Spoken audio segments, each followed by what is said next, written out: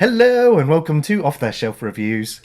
I can't believe this is John Carpenter's last film. And I'm Gary, and today we're going to review and discuss The Ward, which released in 2010 from writers Michael and Sean Rasmussen and directed by John Carpenter. Ian, why don't you give us the synopsis? Well, the story follows Kristen, played by Amber Heard. She has been sent to North Bend Psychiatric Hospital in the year 1966. When she gets to the ward, she realizes there are a bunch of other girls on this ward as well, all dealing with psychological issues. But they are all being tormented by a ghost, the ghost of a girl called Alice. Can Kristen find out the core of the mystery behind Alice?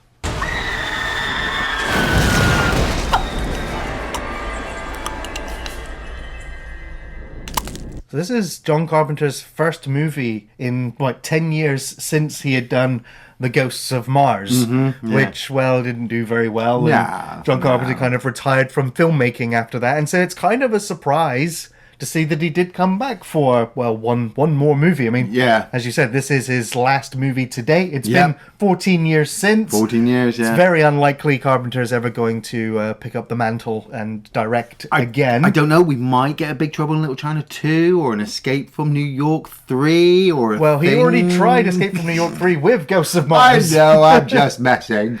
and so, it was kind of a bit lackluster, this film, as well, and the fact that it only went to some film festivals, then went straight to sort of streaming in DVD. And it's just like, and most people will also have forgotten that this was a John Carpenter film, and it's kind of sad, but at the same time, after watching the film, it's like, because I'd never seen this film either. You'd never seen it, I heard the reviews when this film came out, and I went, I love John Carpenter movies, and yes, I agree, they've slumped, in his latter part of his career, critically anyway, and financially.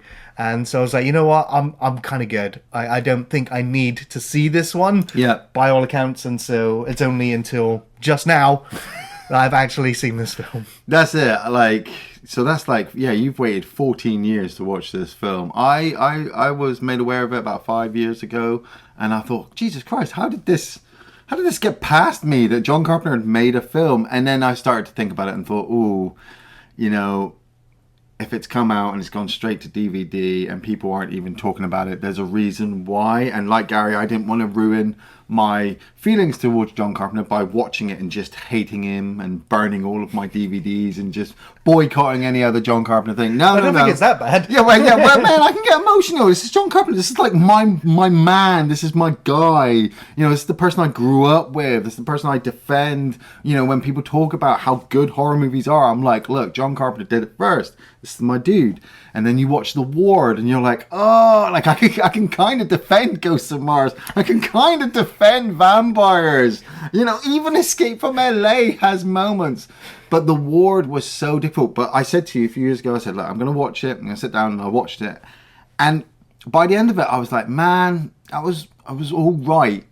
It was like I'd ordered a meal and it turned up, but it just didn't have any seasoning. There's bits missing and it was cold. No, it was kind of warm. It was at least cooked. The chicken was at least white, not pink, but it was bland. And I didn't know about Amber Heard at that point. I mean, she hadn't obviously been in the TV and the news with the court cases with Johnny Depp at that point. So her acting ability had just completely gone past me. And then I watched Aquaman and I didn't even remember her. I watched Aquaman. I didn't go, oh, it's her from The Ward. I went, oh, what have I seen her in? Oh, The Ward. And I went, what are they? Something to help you get better. And so going back and watching it for our Halloween series was partially part of me saying, this is it. This is kind of the last John Carpenter movie. We've got a few more to need to do, but this is it. And it was also kind of rip the Band-Aid off for you. Yeah, thanks for that. I could have quite happily gone to the grave. Yes. Never ever watching this film. Spoilers for my closing. But we start in North Bend, Oregon, 1966, which I think is kind of a strange time to set it, like in mid-60s. Yeah, and you know what? It makes absolutely no impact on the film whatsoever when this film is set. I was like, why go through the effort of making this a period piece when there's next to nothing in the film that kind of holds that up, except maybe for the costumes and the little dance thing that they do when they kind of got a moment. I was going to say, maybe it's also for continuity because they had nothing on set, so they're like, oh, what time period had nothing? Right. The 60s. Well, it's also they got to use a real location. This is an actual asylum that was in operation. Wow. Nice. But the section that they got to film in, they kind of caged them off from troubled individuals that were in there. Yeah. So the real location really actually helps. Yes. And of course, this is a low budget. John Carpenter was very happy. He signed on to direct the film when he realized it was going to be, a very limited cast, low budget, one location, and very little in terms of logistics. So he was like, that seems easy enough. Yeah. Oh, and I also don't have to write the music. I'm in. Yeah. And I've not written the script, and I don't have to, do anything major with the actors. I just literally have to stand behind the camera, capture the shot, and work it. And so we start with this girl, Tammy, in her room in the asylum. She's scared that something's coming to get her, and something does get into the room and strangles her and kills her. And then we cut to Kristen, played by Amber Heard, out in this field in the middle of Oregon, and she set fire to this farmhouse. And I'm not going to diss Amber Heard's acting that badly. She basically acts that she is a traumatized person and makes you feel that obviously when the police pick her up that she's gone through something. You can kind of guess. Because... And I remember it right, did they handcuff her after they put her in the car? I think so, yeah. I gotta admit, I just watched them just pick her up, and all I could think of was that how the court case went. And they tried to Sorry, I don't want to dwell on that. It's just, relatable. Cuff her. Get the cuffs on her. Shit the bed. But they get her on this bed and they take her to the hospital and they're wheeling her in. And we're introduced to Dr. Gerald Stringer, played by Jared Harris, who is a phenomenal actor. Yeah, he is great in absolutely everything he's in, and he steals every scene in this film as well. He does. He's got that energy, that presence. He has that gravitas to the way that he talks, that you feel the authority and that you feel like he knows what he's talking about. Yes, yeah. But because I'm like, okay, this is the film's sort of good guy doctor, but I was like, but at the same time, I'm like, you could very well be the mastermind, the villain behind the whole film. Yeah. We'll have to see where this goes. Why are you doing that? I'd like to try something a little different this time.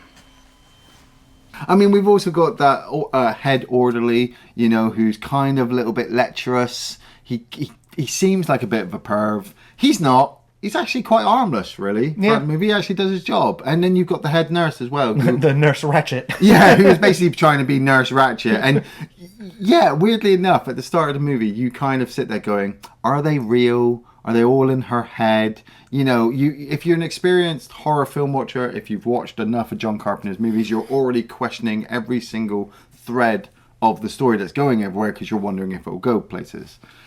We're then introduced to kind of the different girls that are on the ward. We have Emily, played by Mamie Gummer, Danielle Panabaker, who plays Sarah, Laura Lee, playing young Zoe, Lindsay Fonseca, playing Iris.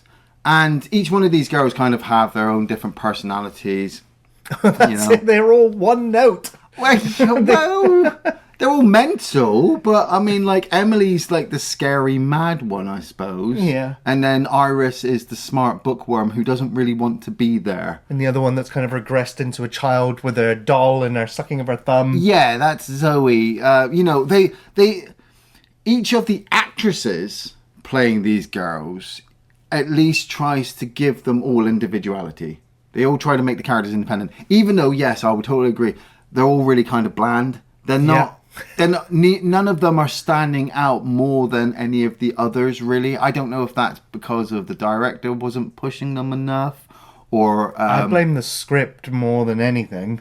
Yes, but I also, because we discussed it, didn't we, of like how much Carpenter was behind the camera all the way through.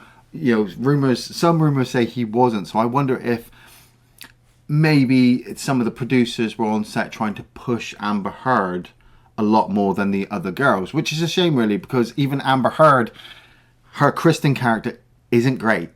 No, it's not. All of the characters are not very well defined or written, and the fact that even when she's being sat down and the doctor's just like, so what's your first memory? She's like, fire. Before that, nothing. So, all right, so you don't have any memory of who you are either. Okay, Here we go. So, but I was like, okay, so it's written into the script that this character has no backstory, but what about everybody else in the film? Yeah. Can we have some character motivation or some depth other than we all want to get out of here, but nobody ever leaves? Oh. But I suppose as well that also plays into how the story does go. Yeah. You know, there aren't really many loose threads in this film. Well, no, there's not that many threads at all. I know, I know it's a bad thing, but partially it's kind of a good thing. So I'm like, okay, so all right, we're all in this insane asylum. We're all crazy here. It's fine. Yeah. I get it. So what's going on? There's a ghost. There's the ghost of somebody who died here and is now killing all the girls. Well, they don't necessarily say die. They say that the girl, like, just left one day. But they have no explanation of... So she's buried in the foundation somewhere. But they've got no explanation of why these supernatural things start to happen, you know, throughout Kristen's time there. And a lot of it does kind of localize on Kristen. You know, we have that first night that she stays in there and her blanket is taken off her. And then she finds, like, at first I thought it said Claire. I was like, who's Claire? I was looking through the cast. I was like, there's no Claire. And then realised it said Alice, because I'm a dumbass. But then she has like that little shower sequence as well, where the thing grabs her in the shower. And so even watching this the second time, I tried to go in there completely fresh. Like I pretended like I didn't know how it went. And I thought, well, it works on a really basic level of building up the tension of who this ghost thing is. But at the same time, the film is so short, with only just an hour and a half time length. But the pacing does keep going. There isn't really many lulls that even though you're not getting all the backstories of the characters and you're not really getting an understanding of what the hell's going on, it's just taking you from set piece to set piece. You're like, okay, I'll keep going. Yeah, so it got to almost the midpoint of the movie and I'm like, okay, so they're going to escape the asylum because Kirsten, she ends up stealing a letter opener or something. And for some unknown reason, she's able to lockpick the door with it. It's completely impossible, especially in a security facility like this. There's just no way. Yeah. And I was just like, oh man, I miss the times of Sarah Connor escaping the asylum. Because there's a scene later on when she ends up in the straitjacket and she somehow managed to escape from that as well. So she's very resourceful. Yes, she is. But she manages to escape, but she ends up hiding back in there. But she then tells the other girl, she's like, look, I don't want to get killed in here. The staff, they don't believe me that there's a ghost killing us. You know there's a ghost in here killing us, so we're going to escape. And most of the other girls are like, nah, no. Yeah. Yeah, it's just this whole idea that they all want to leave, but then when they actually get the idea or forced upon them by Kristen that they are going to try to escape, it's really just Emily who's kind of behind the idea. But even then, them getting caught, there's this whole fear that obviously if they get caught, they're all going to get told off. And so on a basic level, you start to unravel as the story goes on that, you know, not all of them are real, I suppose. And with the case of Iris comes along and she's like, I'm leaving, ha ha ha, I'm getting out. And she's the really smart bookworm who trying to kind of speaks down on top of everybody because she just feels like she's better. But then when, you know, Dr. Stringer sits her down and starts to converse with her and he sets that little metronome thing off, it's really strange because she falls asleep. He hypnotizes her, she falls asleep so he can question her. And then there's a fade cut and the orderly comes along and Dr. Stringer's like, oh, she's asleep in my office. And I'm like, well, that was just a weird edit. Yeah. That felt that didn't feel Carpenter.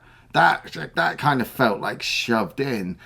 On top of that, the orderly walks in the office and goes, oh, she's gone. And the doctor's like, oh, where's she gone? And I'm like, what do you mean? Why are you so calm that one of your patients that you left sleeping here? I know this is 1966, so like all those movements haven't come yet. But the fact that you've just left this girl sleeping in your office and now she's disappeared and nobody's worried about this. Okay, I'm immediately suspicious of everybody. And then we watch her being wheeled along and she looks up and sees somebody who she completely freaks out by. So we assume it's the ghost. Yeah. And then the ghost pulls out that lobotomy kind of nail thing. Yeah, and wedges it right through her skull, right through her eye. Like, yeah, I mean, if you're squeamish about eye torture, yeah, it can be a shock. Yeah. But it's the fact that it's almost bloodless. We see the tool put back down on the tray. I'm like, okay, yeah. That was grim. But then we never see her again. And none of the orderlies or none of the staff at the hospital mention her again. No, there's been no murder. Like, it's just not brought up again. They just kind of bag up her room of stuff, and it's just not brought up. They just kind of act like everything's still normal. And I know I keep saying that. I don't mean to keep being like a stuck record, but I think that works for the film on a basic level. I think it works because, like I said, it just keeps the pacing going that Kristen is now more and more anxious that she has to get out because girls are disappearing behind her. She even had that electroshock treatment given to her, didn't she? That's right, yeah. And you know that at this time they were using it, but at the same time, because of everything going on in the film, I still question if that was even real. You know, if Kristen actually really experienced that or if somebody else did and she just kind of imagined it. Maybe, yeah. But she then comes up with another idea that she's going to escape, and it's now her and Emily who are getting ready to escape at night time. They put the toilet roll in the door latch so the door doesn't lock, and they start making their way, and they make their way down to some kind of like a little weird basement area, don't they? And this is where you notice that Emily is kind of drawn to knives, and she kind of like self-harming herself. And while all of these things have been building up, we keep getting these flashbacks as well every time like Kristen goes to sleep of this girl chained up in some kind of basement. That's right, and this large man sort of coming in. And like that was the first flashback, and then it goes away, and then about 20 minutes later it sort of picks up from where that last flashback carried on all the way up until we see him like unbuckling himself. And just like, it's glad we don't need to see this, but okay, now we know at least kind of what's happened to her and why she went and set fire to the barn at the beginning of the film. Like, okay. So she's, we understand her trauma and we understand where she's coming from, and hopefully she can, be healed from this. But yeah, the film has a kind of roundabout way of dealing with mental trauma in this. Yeah, because when Kristen and Emily have to hide, while they're trying to escape, Kristen almost gets captured by the ghost, doesn't she? Because she's in that little cupboard thing. The ghost kind of appears behind her. And then she's hearing the kind of morgue shelf door kind of rattle. And you're thinking, oh, how did Emily get in there? And then when she opens it up, it's empty.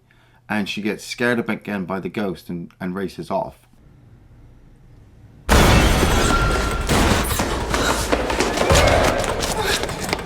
But ultimately, Kristen is stopped from escaping, and she kind of wakes up the next morning coming across Emily, like, what happened to you? Where did we go? And Emily's just like, look, we got captured. We got returned.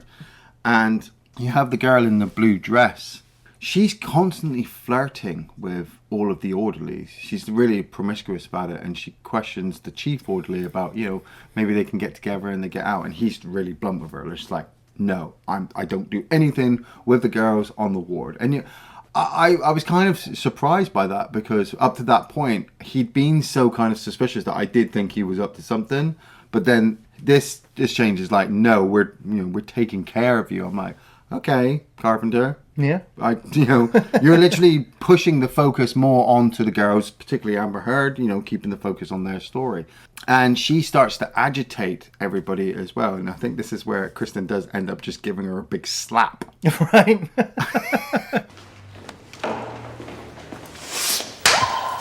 Don't you ever call me that! But at the same time, Kristen has been revealed slight information as the film's gone on about Alice, about her disappearance. She realizes that Zoe, the little girl, has been cradling this bunny this whole time as well, which has got Alice's initials on the bottom of its foot. Yeah.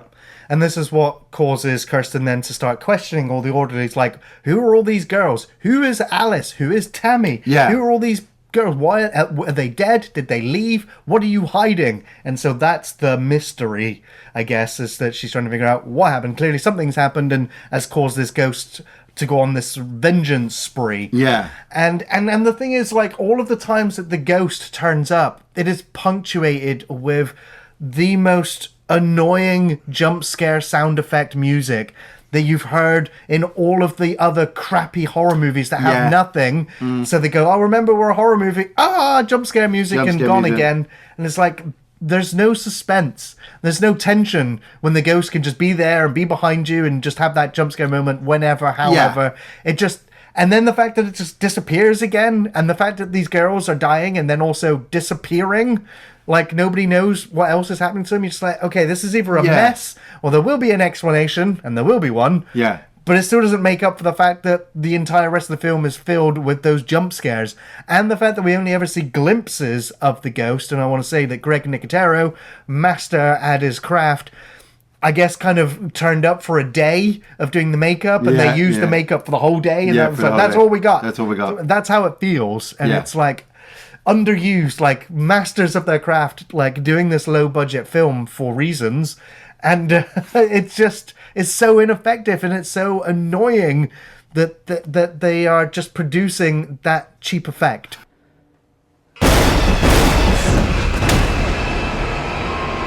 Yeah, but they're also producing it to their basic standard. Like you said, even with the Greg Nicotero work, It's just a job. it is just a job. But they do it as well as they can so that it doesn't slight on their name. You know, his makeup.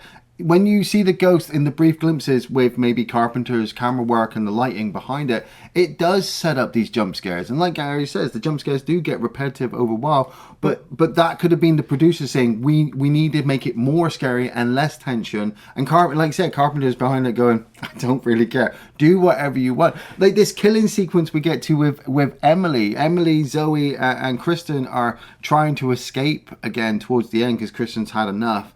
And Emily's picked up a knife, and we see the ghost appear behind Emily and grab the knife and slice her throat. Now we know at this point that the ghost isn't real, but can teleport and touch things. How that's explained, but we don't know. But like Gary said, once Emily's dead, the girls run back to her room, and her room stuff is being all tidied away again. So you know something supernatural is happening. It's just not supernatural to the way that it is actually a ghost.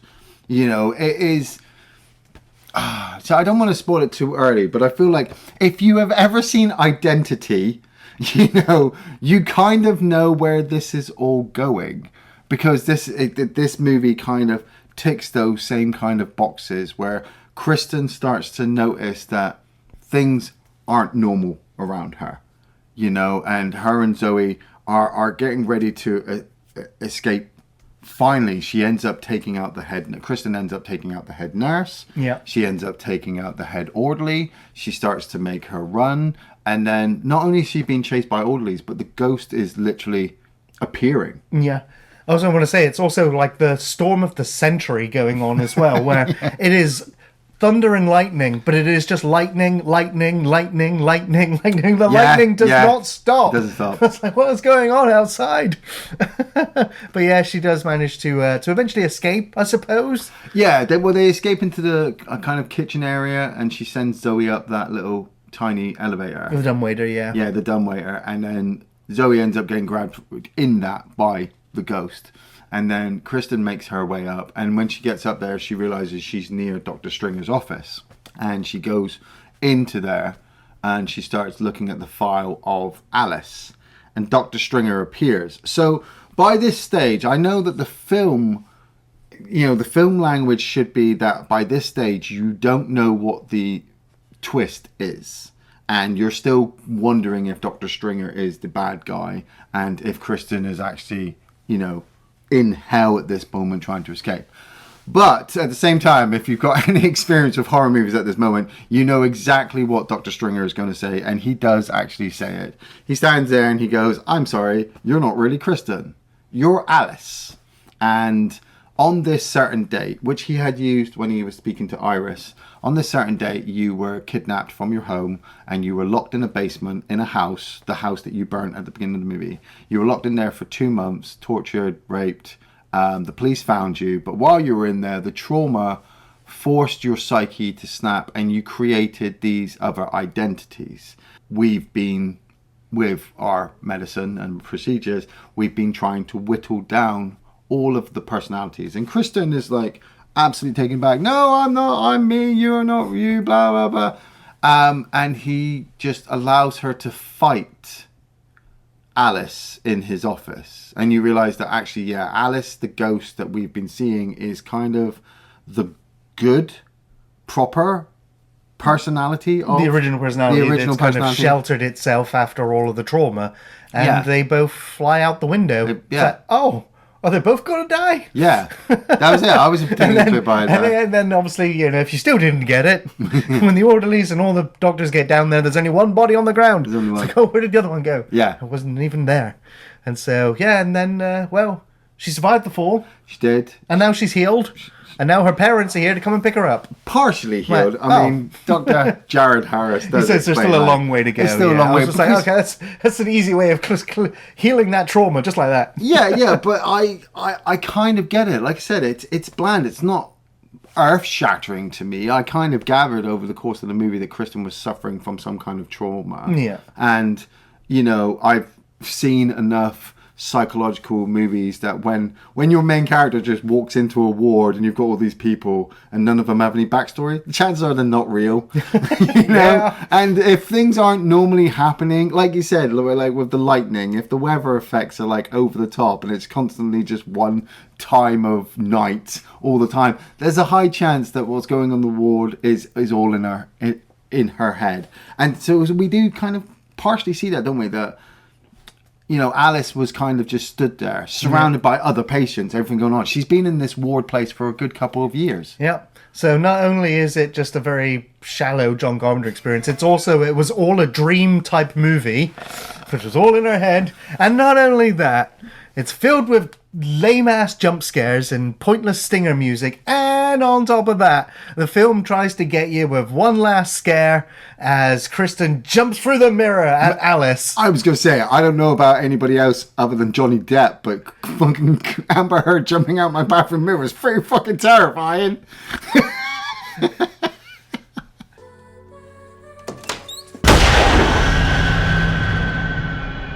Yeah, so I was not very satisfied with this ending at all, or the story for that matter. So, Iain, did you have any favourite scenes? I did have some favourite sequences. A lot of my favourite sequences did revolve around Jared Harris's Dr. Stringer character and his sessions with, say, the girls, even individually or as a group.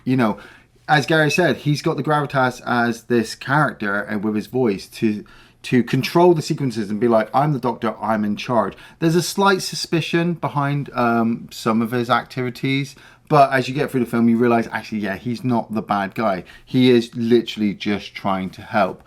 I did like the girls in those sequences as well. Yes, kind of like what Gary said again. They are very bland, but the actresses, they didn't write their characters.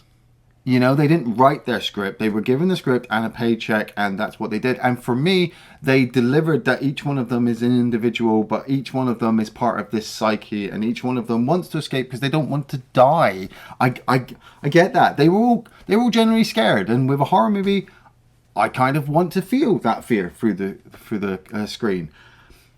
Amber Heard, her sequences weren't amazing, but they weren't terrible. She did have, like the bed sequence at the beginning where the blanket gets pulled off and then she finds the bits of jewelry underneath. I like how that was paid off at the end, that Alice had thrown it under there. So Kristen has seen it after. And so that made me kind of go back and question all of the other situations that she was in. Why did she create the Kristen mentality? Did she really escape from the ward in the first place and set fire to it?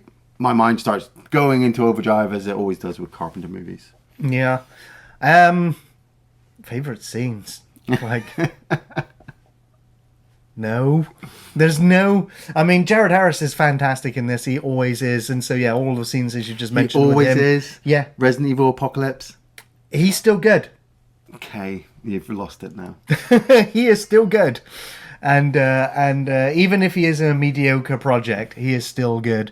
So yeah, any of the scenes with him in were good. You know, there is a little story I kind of liked, and that is when Kristen's doing the escape, and she ends up going into one of the other wards, Right? And she sees a male patient laying on the bed. Oh yeah. That extra asked John Carpenter, like, what am I doing here? What's happened to this character? How should I? What's my face? What am I trying to say? And John Carpenter said, well, you were abducted by aliens about 3 weeks ago, and you've endured anal probing ever since, and now you've just woken up to find a blonde girl going, shh, there you go, action. So the guy in the bed was like... He delivered, mate! He did! He delivered! He did. So, yeah, that was my favourite scene. Ian, do you recommend The Ward? I don't want to recommend The Ward, but I will. Because I am overly biased for John Carpenter. I don't think this film is one, or even close to being one of his best movies. But at the same time, you know, up there with Vampires and Ghosts of Mars, you could totally watch The Ward. Yes, it's bland. Yes, it's vanilla. Yes, you've probably seen the story done a million times. Yes, there were probably hundreds of issues behind the camera between Carpenter and the producers. But he delivers. John Carpenter steps behind the camera one more time and actually delivers a project that actually does what it says on the tin. You know, Amber Heard, she's not great.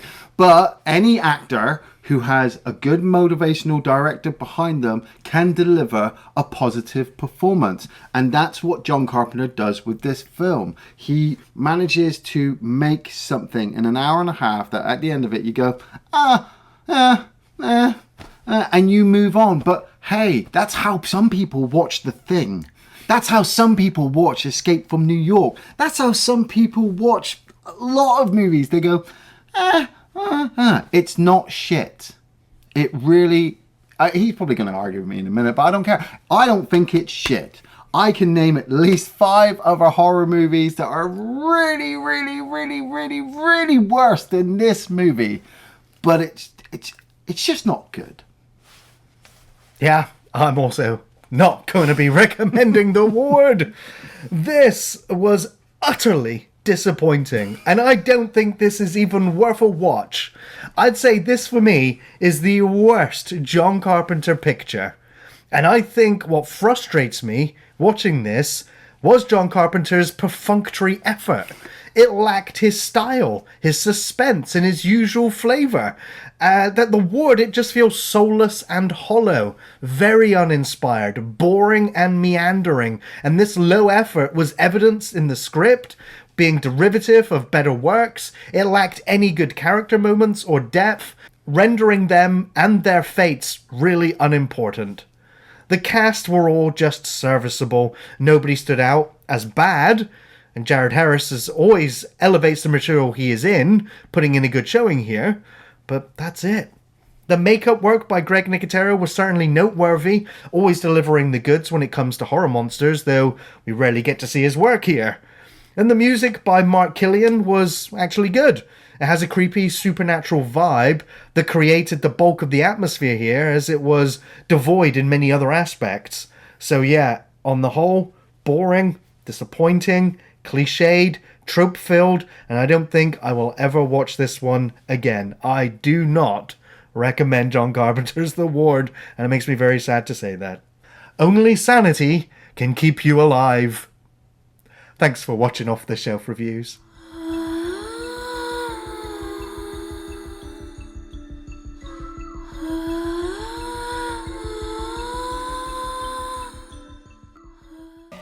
And now it's time to say goodbye.